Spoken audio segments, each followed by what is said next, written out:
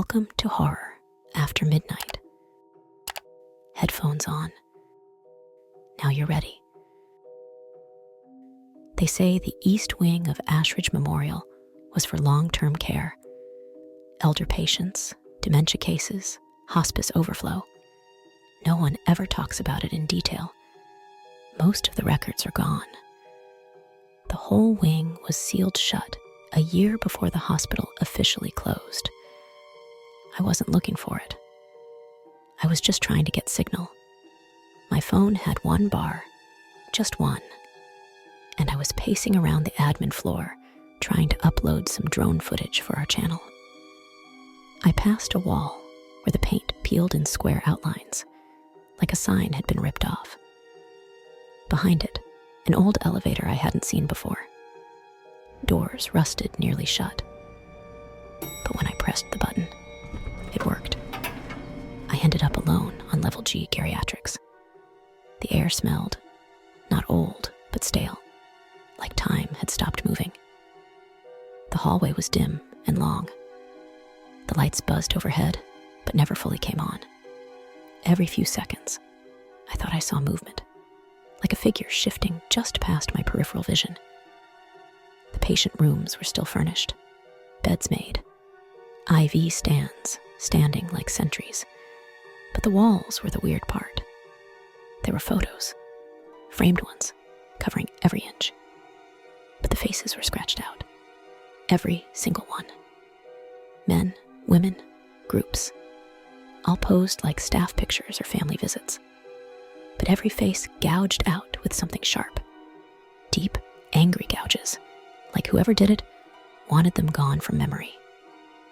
Room 7 was the worst. It looked more lived in than the rest. Newspapers on the floor dated 1996, a stained teacup, and on the bed, a perfectly folded patient gown. Beneath it, a photo album. I opened it.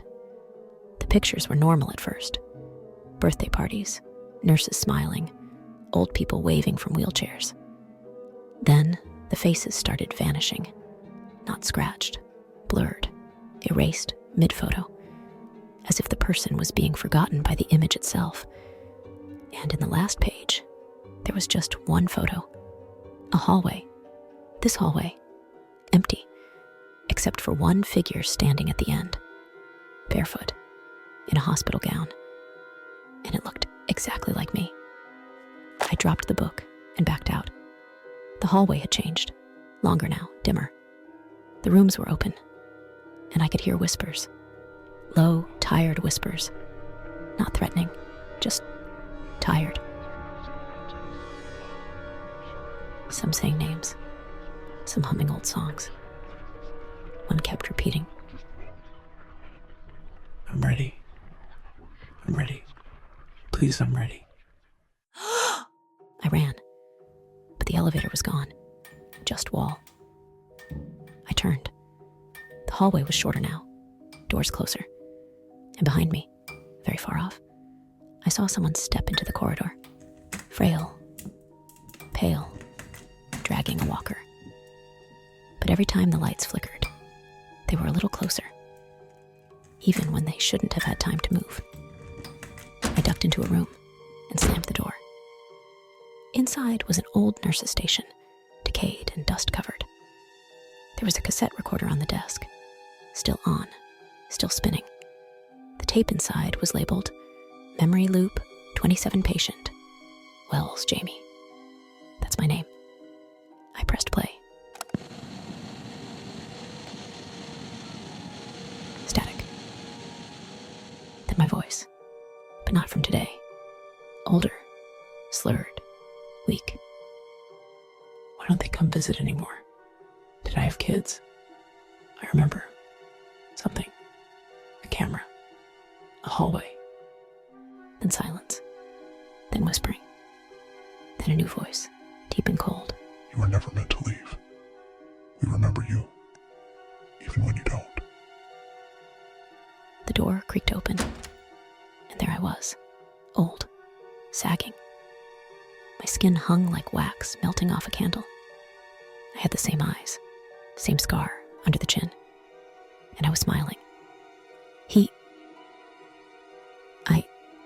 reached out a hand and whispered, Come lay down. You've been tired a long time. I woke up in my car, clock flashing nonsense, phone dead, my hands wrinkled, aged, and on my dashboard, there's a Polaroid. It shows me, in room 7, wearing a hospital gown, smiling, but my face is scratched out. I've started forgetting words, places, people. But the hallway comes back every night, a little longer, a little closer. If I end up gone, check room 7. If there's a new photo on the wall, don't look at it, especially if it looks like you. After midnight, don't sleep.